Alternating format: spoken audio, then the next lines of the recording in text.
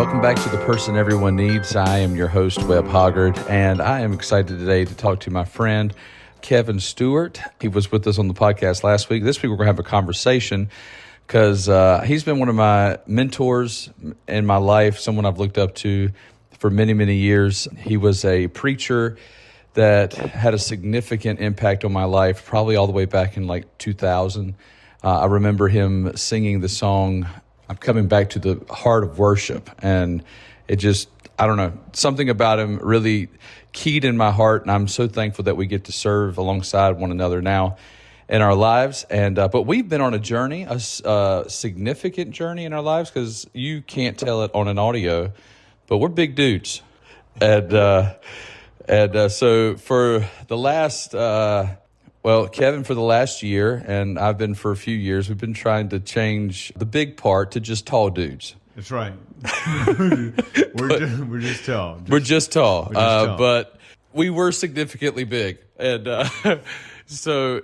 I think the word the doctor used once was morbidly? Morbidly, not orbidly. Morbidly. He probably could have said morbidly. You guys have an orbit. You were morbidly. So one of the things in the book I talk about is Luke chapter 2, verse 52, where it says that Jesus grew in stature and wisdom and his favor with God and with man. So I break those down into four things, Kevin, that we ought to take care of our physical health. We ought to continuously build our intellectual, our understanding, our wisdom, and then we need to grow socially and with our relationship with God. And something I don't talk much on this podcast about is about physical health, because I have dealt with a lot of shame in my life, feeling like I should be the one helping other people get there, you know? We are helping you. We are your health coaches today. Today we are going to help you at least with the idea of why some physical health matters. And so, Kevin, would you like to tell them about your journey thus far on the podcast today? Sure. Well, it's great to be back. I have lost some significant weight. My feet are still a little wide, but I've lost some significant weight. It's all that understanding. That's right. It's all that understanding. Jesus grew in stature. That verse used to give me a lot of hope, but realized it probably wasn't going the direction I was going in. And because Jesus also walked a lot, and I did not walk a lot. I guess I'll try and make it quick, just for our time's sake. But I had gotten to my highest weight I'd ever gotten to, and there have been times when I go see the doctor, and my doctor, which I really appreciated, never was one that every time you come in, there's some doctors every time you go to see them, they're like, dude, you're fat. You got to lose weight. You needed to do something, and he never did that, because I was always like, yeah, tell me something I don't know. But he was concerned about my health. So in talking with him, just in understanding my need to take care of my temple, my need to take care of the body that God had given me, and realize that. And one day he asked me, "Do you stress eat?" And I laughed. I said, "Yeah, I stress eat. I joy eat. I eat when I'm really excited. I eat when I'm not excited. I like food." And so I don't think there's anything wrong with liking food, right? Enjoying the taste of food and things like that. But I think I shouldn't say I personally took it way overboard. And I would eat to gorge. It was like, I may never get this meal again. I was eating Thai food. And be like, I may never have Thai food again in my life, so I better eat everything that's laid out in front of me, because I'll never have this again. If I die tomorrow, I won't get a chance to eat this. And well, who cares if I don't ever get a chance to eat this again? But that is a significant thing. Yeah, it is. Even in my story, I'm going to let you continue, but that's what I've been trying to tell my sons, who they got my heredity, right? Like the pole is bent toward them being large. Yeah. Okay. So I've told them, we need to make sure that we're not eating like it's the last time we ever get it, because sometimes that's the way they act. Like, this is the last time I'll ever have a Dr. Pepper. So they drink 4 of them. It's like, no, there's more Dr. Peppers on earth. Like, let's slow it down.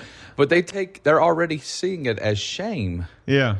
And I'm trying to figure out how to help them in this area to not feel that in it, but at the same time help them understand there's going to be Thai food in the future. That's right. There's going to be more Thai fried rice in the future. And if there's not, because Jesus is coming or I've gone home to see him, then I've won anyhow. There's no, talk about the shame or whatever. I think there's a lot of that just in society in general. Obviously, social media and everything does not help in those regards. Used to be, it was really geared toward women, and women really struggled with self-image and the feeling of shame, and I've got to look like this, and I've got to look like that person in order to feel complete in life. And but in time here in the past several years, it has really switched, and men are beginning to feel that as well. Right. There's a real shame. There's a real emphasis on body image for men. So I mean, that could be a whole nother subject. I don't want to deal totally with that, other than to say, hey, you were created in the image of God. Right. But that doesn't give us the green card to neglect our bodies either. Right. And I've just been finding that out over the past year, the importance of what it is to take care of my body. Not only do I feel like incredibly better, I'm able to do things like I was rejoicing. For some of y'all, you are not going to understand this at all. You will not get this at all.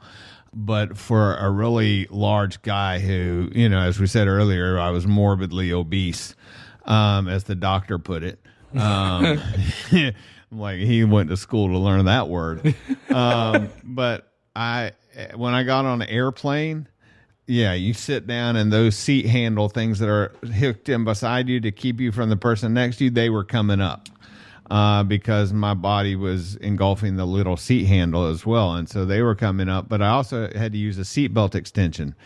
And so every time you get on the plane, and, truthfully, I used to never, I laugh about it or whatever, but sometimes it was embarrassing. You get on a plane and be like, hey, secret, try and get the stewardess to the side. Hey, you got a seatbelt extender.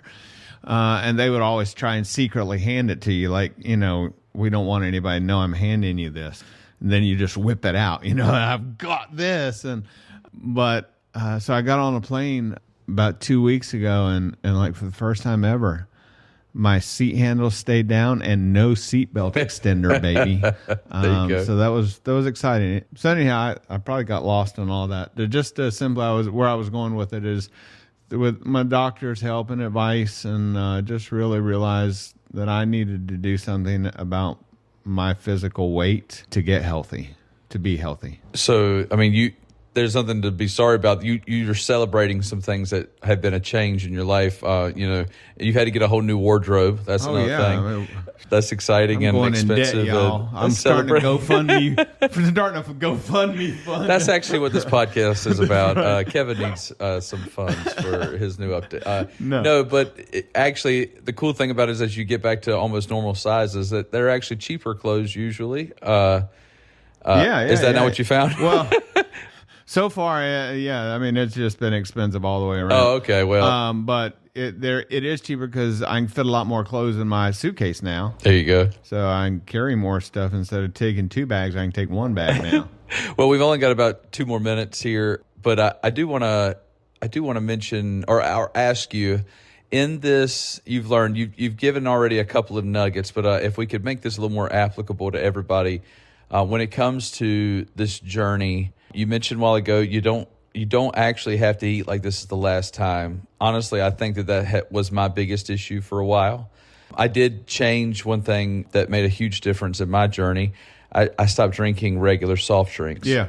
Now, that was a huge change for me that apparently made a big deal. In fact, I almost attribute 100 pounds of my weight loss to the change in sugar in my coffee and sugar in soft drinks. Amazing. So, but I mean, I've had to go further, and it stops, and it plateaus, and then I have to find a new step and a new thing. If you could just give maybe 2 more pieces of things you've learned in your journey that might be an encouragement to someone else who's trying to pay attention to theirs. So one of the other big things, and we had talked about it off the mics here, is that growing up I was taught that not to, down whatever my parents or anything else. It's just how everybody was raised.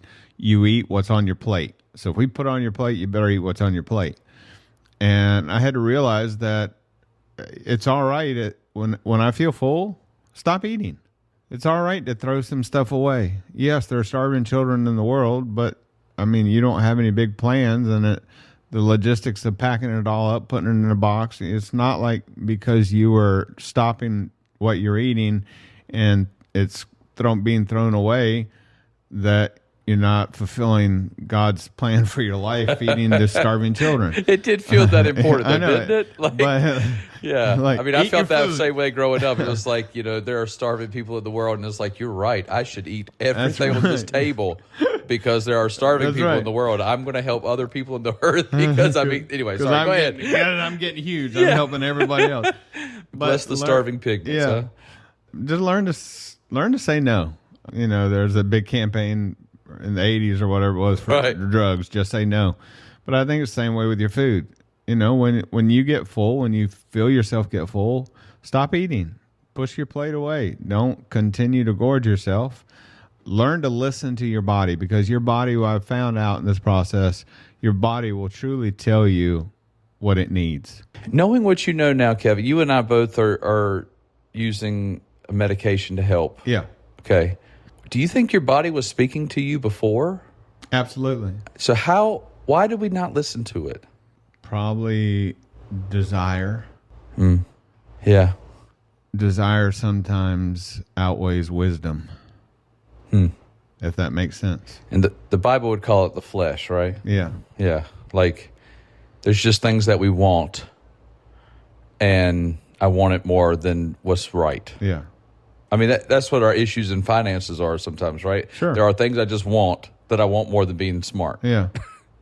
There are things we break relationships. Our social lives sometimes get damaged because there's just things I want to be right more than I want it to be right with you. Mm-hmm. And so sometimes our flesh, our desires are just stronger than wisdom. Yeah. That's good. Do you have any other application? I think those are the main ones. There's a lot that I've learned, but I think those are two of the big ones. Don't eat like you'll never eat again, and learn to say no. That's Push awesome. Back. Kevin, would you mind to pray for those that are perhaps listening on this podcast that are struggling in the same area and that want to get free and better? By the way, we're not saying that we're at where we want to be. Oh, no. But we're a lot further on the journey than we were. Yeah, and there's still stuff I'm working on, but there's a lot of things that have been opened to my eyes, and I pray that I maintain discipline. I think that's the other big thing. I think we've gone way over our time, so if you're listening to this, you're way over time today, but I think that you really got to put discipline into play in your life, and discipline comes out in a lot of different ways. So discipline in your eating habits, discipline in your physical journey, but I think that also plays into your spiritual life, discipline in your spiritual life. Which is what we're going to talk about next week. And I'm excited about that. So let me pray for him. So Father, we love you. We thank you, God, for your help in our lives. And God, I just pray for people that are listening that, God, maybe they're struggling with weight issues, with self-control in their own life. God, I pray that you'd help them. God, I know it's not an easy thing. I struggled with it, and I still struggle with it. And so, Lord, we need your wisdom. So I ask for wisdom. Ask for wisdom for those that are listening. I ask that you would help them to gain discipline, enough discipline to look at their life and say, hey, God, I want to please you not only with my spiritual life, but with my physical life as well. So, Lord, we give that to you. And as we give that to you, then, Lord, we know that you will help us. And you'll help our minds, you'll help our bodies, you'll help our souls. And we give you thanks for doing that in Jesus' name. Amen. I think the way I want to wrap this up is I want to remind you that when you chase the dreams that you have, you inspire others to do the same thing. So when you're doing that, when you're inspiring others, you're the person that everyone needs.